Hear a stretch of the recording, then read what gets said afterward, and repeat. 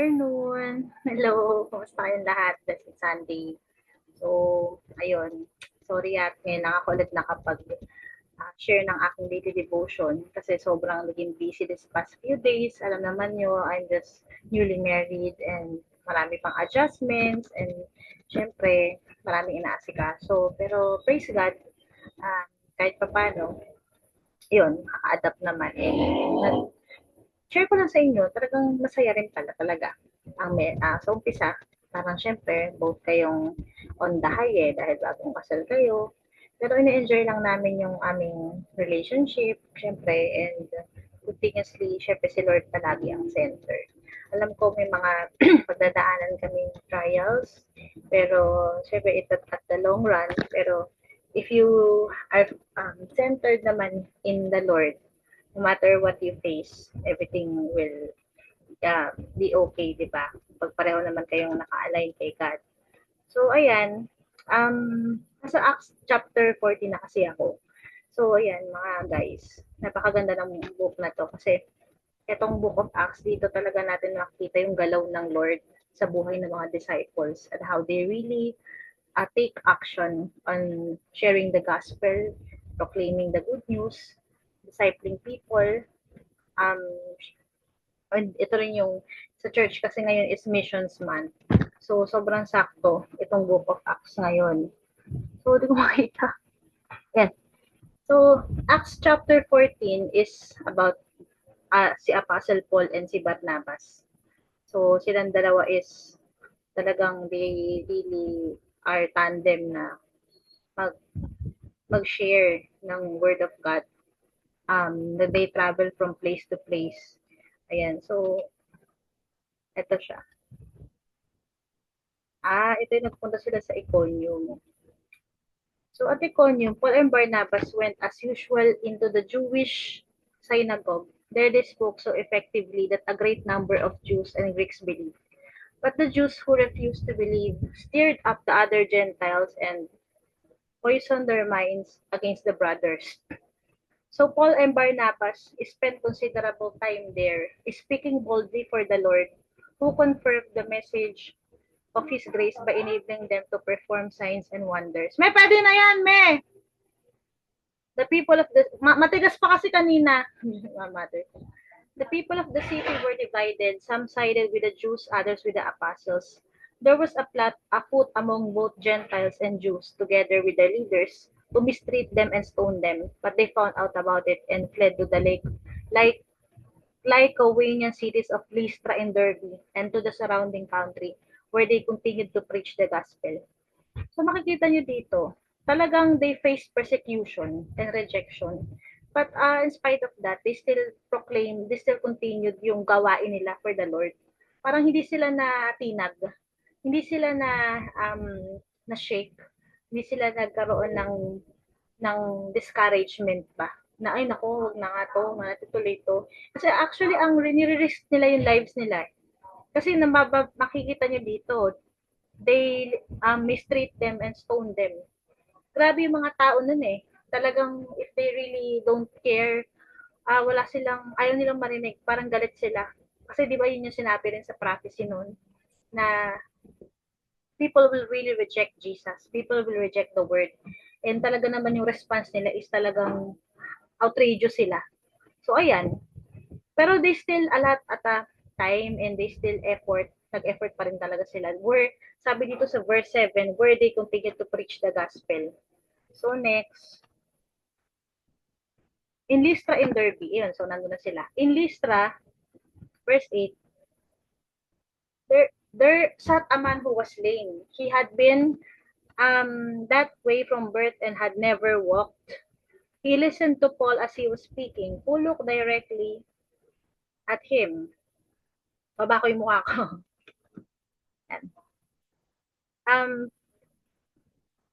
He listened to Paul as he was speaking. Paul looked directly at him so that he had faith to be healed and called out, "Stand up on your feet," and that the man jumped up and began to walk. When the crowd saw what Paul had done, they shouted in the Lycaonian language, "The gods have come down to us in human form." Barnabas they called Zeus, and Paul they called Hermes, because he was the chief speaker. The priest of Zeus, whose temple was just outside the city, brought bulls and wreaths to the city gates because he and the crowd wanted to offer sacrifices to them. But when the apostles Barnabas and Paul heard of this, they tore their clothes and rushed out into the crowd shouting. Wait lang ah. Alisin ko lang yung charger. Friends, why are you doing this? We are only human like you. We are bringing you good news, telling you to turn from these worthless things to the living God who made the heavens and the earth and the sea and everything in them. So ano kasi yan, parang yung mga, ang ganda nung part na yan eh. So tapusin ko muna ha, bago tayo magkaroon ng ano. Next, in the past, ay nako, hindi ko na makita dito. Takpan siya. Hiha, yan. Wait lang.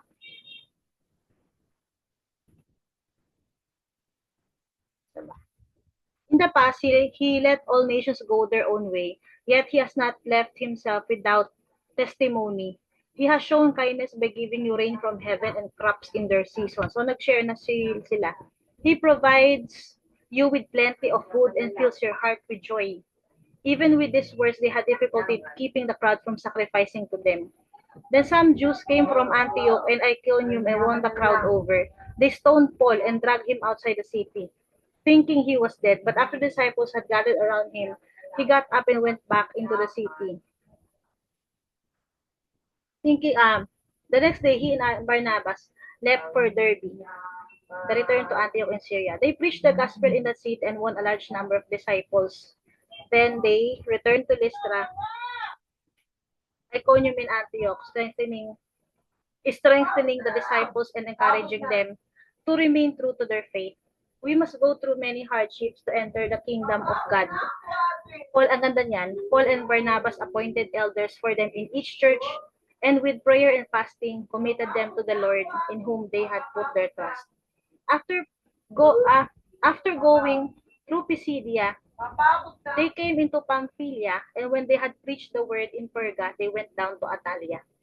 From Attalia, they sailed back to Antioch, where they had been committed to the grace of God for the work they had now completed. On arriving there, they regathered the church together and reported all that God had done through them and how He had opened a door of faith to the Gentiles. Ang ganda. And they stayed there a long time with the disciples. Grabe. Isipin yung mga brothers and sisters. Ang para sa akin, pinaka-highlight ito eh. Itong 21 hanggang 28.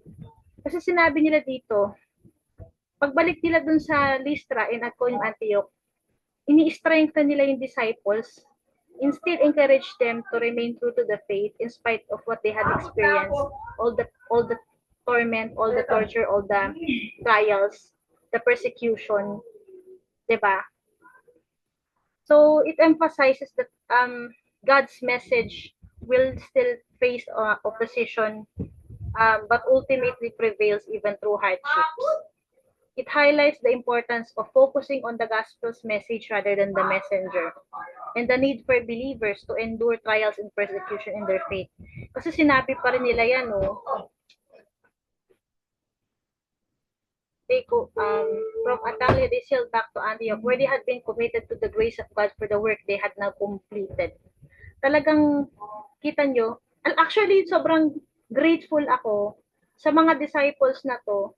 Kasi if not for them, na hindi sila nag-persevere to really share the gospel, and ikala talaga yan, nag-disciple sila, share nila yung good news. Hindi makakarating yung gospel sa atin ngayon, sa present generation natin. So, Christianity, they really spread Christianity. Additionally, the chapter underscores the dangers of idolatry. Kasi, makita nyo, di ba? Ayan, no? Nung sinabi nila na parang sinamba sila ng tao. Kasi nakita nila na, di ba parang sila yung nag-command dun sa lane na mag-walk. So parang feeling nila God sila, na milagro, napalakad nila yung lumpo. Sila yung sinamba ng mga tao, gusto mag-offer ng sacrifices. Tapos, yung response nila is talagang nabothered sila, nag-tinare off pa nila yung clothes nila eh. Na parang huwag niyo kami sambahin, tao lang kami katulad ninyo. Para bang dito makikita na kasi kung ibang tao yan, they really want glory from them for themselves. But ang ginawa nila, they really talagang tinuturo nila, pinupoint nila kay Lord all the glory and not claiming the glory for themselves. Diba? So, yun nga. The people of Lystra initially mistake Paul and Barnabas for gods, highlighting the prevalence of idolatry in their culture. Kasi kita niyo wala talagang Diyos na kilala to. Hindi na kilala si Jesus. So, andun pa rin naman yung, makita rin natin yung, yung sympathy nilang mga disciples nun. Kasi yun yung tinuturo kayo sa church eh. You will really feel for them. Kasi kaluluwa ang usapan dito. Alam naman natin na there is heaven and hell, destiny after death natin. And if we know the gospel na if we don't have Jesus in our hearts, if we don't really accept Him, we don't, even yung hindi mo siya kilala, ano eh, may impact yun eh. So, these people doesn't know Jesus. And of course, these disciples know what will happen to them if they died without Jesus.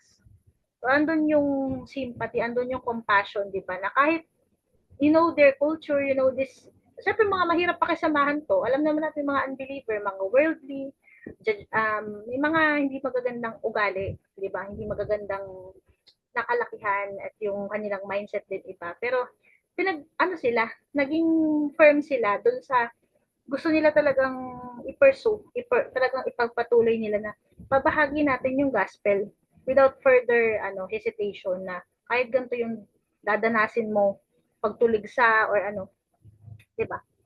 So 'yun, God's sovereignty in trial. So yung binato sila sa Lystra, it demonstrates the vulnerability of believers to persecution and suffering. So hanggang ngayon, actually up to now, even us, yung mga modern day Christians, hindi man tayo dumadaan sa ganitong pagsubok na babatuhin ka.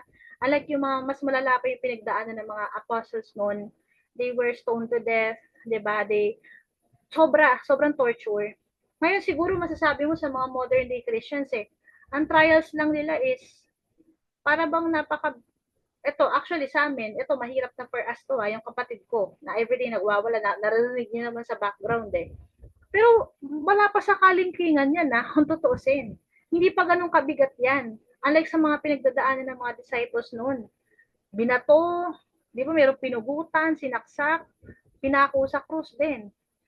Sobra yung mga torture na that they were martyred because of faith. Tapos yun, trials can reveal God's strength and the power of the gospel in the lives of believers. So, yun, returning, tapos ito nga, ang nakaka-bless dito, they still return to strengthen believers. Kumbaga, after nila makapag-share ng gospel dun sa isang specific place, binalikan pa rin nila yun to strengthen them. Para bang ganito yun sa atin pagka sa church, meron ka sinira ng gospel, hindi mo siya basta pababayaan mag-isa to journey alone. Kakamustahin mo pa rin. Parang ipa-follow up. So, bumalik sila. Parang bang pinalakas nila yung loob ng mga believers na tumanggap na na-share nila. Na yun, parang pinalakas nila to remain true to their faith. Yun. So, makikita natin talaga yung yung pasigasigan nila, di ba? To really, yung Ama, pwede ko link ko na yung cellphone, hindi po. Hindi pa nag-charge pa daw, anak eh. Bakit daw? It is not enough to simply preach the gospel. It is also crucial to provide ongoing support. Ito nga and encouragement to those who have embraced the faith. Yan. So, importance of prayer. Yung last niyan, ayan, highlights the importance of prayer in the lives of Paul and Barnabas. So, napaka-importante ng prayer life. Without it, talagang we cannot survive. Prayer is an act of worship. It is our communication with God. So, without prayer, talaga, we cannot make it sa Christian life. It is our way of communicating with God. It's our way of hearing God din. Yung cellphone ko, hindi po. So the reliance on God's guidance and strength in the face of opposition suggests a life rooted in prayer. So, kung ito, grabe rin prayer life nila. Kasi kung hindi naman malalim yung kanilang prayer life, feeling ko they cannot make it till the end, 'di ba? Halfway, hindi po siguro susuko sila. Pero lahat yun siguro dumadaan sila sa mga persecution, dinadaan nila sa prayer. if they are being discouraged, dadaan nila sa prayer, di ba? Laging ganun, weapon. It is essential for spiritual growth, perseverance, and Mama, effective saan yung ministry. cellphone? Gusto ko na ikunin. Actually, ito, struggling kami ni Mark sa anak namin, si Yuan. Kasi medyo matigas Tapos ang saan yung ulo cellphone? nito. Saan yung cellphone? Gusto ko Mamaya na na Yuan. ikunin. Tingnan nyo, makulit siya, oh. Hindi siya, talagang nature talaga ng tao. Bata pa lang, born sinners na. And medyo disobedient, ganyan. So, sana magkaroon din kami ng ano, na maging strong din yung aming bilang parents, syempre. Lalo na may partner na rin ako. So, grateful naman ako na binigyan ako ng partner ni God para mag-disciple or palakihin yung anak. Kasi medyo lumalaking ano. So, makikita natin talaga, since birth, ang mga bata pa lang is talagang yung ano, depravity ng tao. Di ba? Sinner since birth. So, sana naka-encourage ako sa inyo guys. And sabi asawa ko. Wait lang ah. Yun. So, God bless. Sa susunod ulit.